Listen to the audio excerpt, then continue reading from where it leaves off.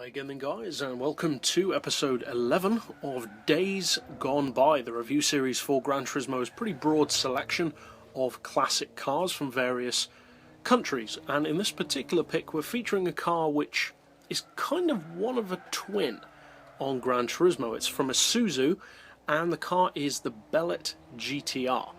Now there are two cars from Isuzu which are kind of similar, this car and the 117. Now I've featured the 117 in the Dark series quite a while ago, and it will also be in this series as well.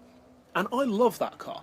The 117 is one of my favourite classics, and I consider it to be one of the best unsung heroes, especially of the classic class, on Gran Turismo 6. And it shares almost identical specs to this car, despite looking completely different. The Isuzu 117 has a more sophisticated, slightly more Italian kind of look to it, whereas this car is more of a rough and ready kind of stanced drifter, track car, boy racer kind of look to it. It looks almost like multiple potential genres mashed together, and kind of like a classic Cortina or various other vehicles like that. Now in terms of spec, I mentioned that they're very similar. And they are. They both have turbocharged 1.6 litre engines, they're both rear-wheel drive, they both put out 335 horsepower, 242 foot-pounds of torque, and they both weigh a fairly similar amount. This car, though, is the lighter of the two, at 848 kilos. Now it puts out just under 400 horsepower per tonne, which is pretty impressive for a relatively compact and small-engined classic. Now as far as price, this is a 42,000 credit car, which is not too bad, especially for a classic, although not a premium one, and it sits at just under 500 pp. It's actually 5 pp higher than the 117 at 498. So, which one should you buy? Or should you get both? Well, to be honest, I would say yes, you should get both, really.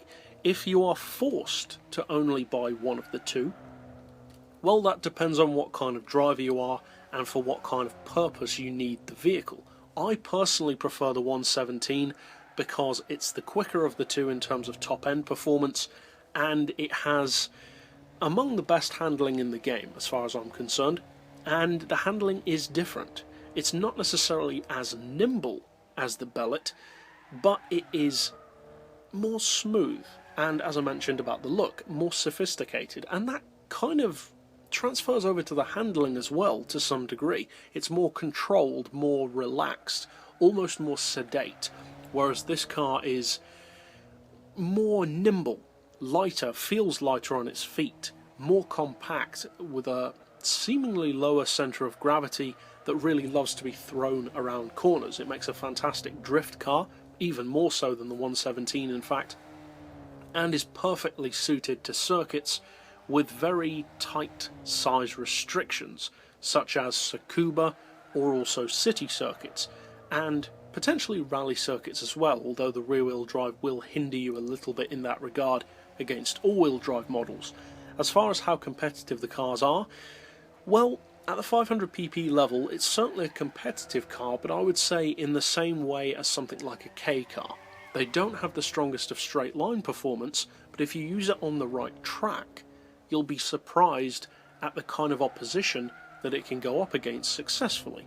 Oftentimes cars with a lot more power will have a really hard time shaking off the 117 or the Bellett. They are really good around corners, and their average speed as a result of that handling tends to be really high. They're also not particularly large cars, which helps a lot. The Bellett, though, is definitely the superior of the two in that regard. It's smaller, shorter, lower to the ground, and you can really throw it around hairpins, 90-degree corners, etc. As far as which one I'd recommend getting, well, as I said, it depends on the style of driver that you are. If you prefer a car that's a bit more sophisticated, a bit more held back, more restrained, and a bit smoother, then I would recommend the 117.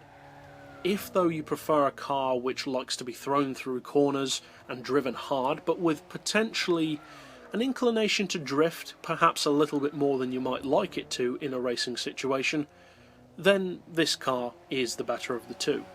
But one thing is certain, whichever one you choose, they are both brilliant classics. Not just Japanese classics, but even compared to overall to the other classics in the game, they are both very, very powerful punchers for their spec, and are both very fun and great classics to drive. Not just to race, but just to drive for the sake of it. So, I'd certainly recommend checking out at least one of the two, but in this particular pick, of course, the Bellett GTR in particular. And that's it for this overall review. So, I'll see you guys next time, and as always, thanks for watching.